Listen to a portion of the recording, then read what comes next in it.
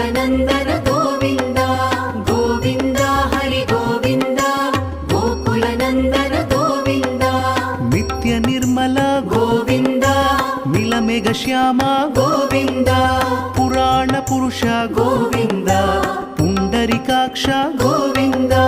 Govind Hari Govind गोकुलनन्दन Govind Govind Hari Govind